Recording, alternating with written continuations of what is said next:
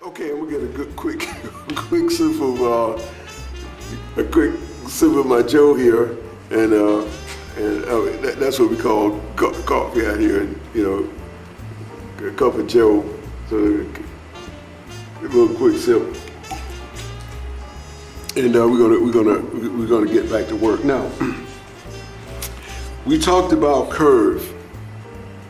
Well, let me get this one. We talked about curve. This one is a little bit better. We talked about curve, and we talked about how the curve, you know what I mean, the shoe is more efficient when you got curve in it. And the more curve you got in it, the more efficient it is. Not the deeper the curve.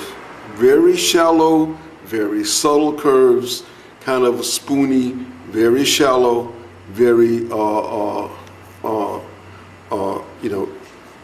they're almost not there, but the water can feel it, and you can feel it when you're roaring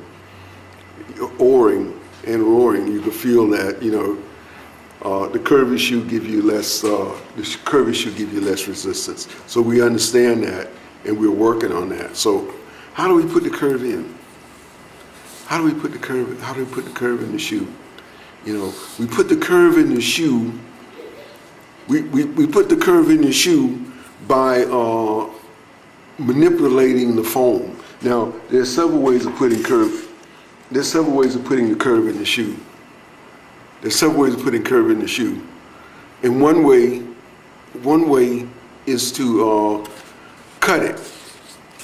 You take the foam and you sand it down or cut it down and all this stuff. But here again, you're losing a lot of buoyancy.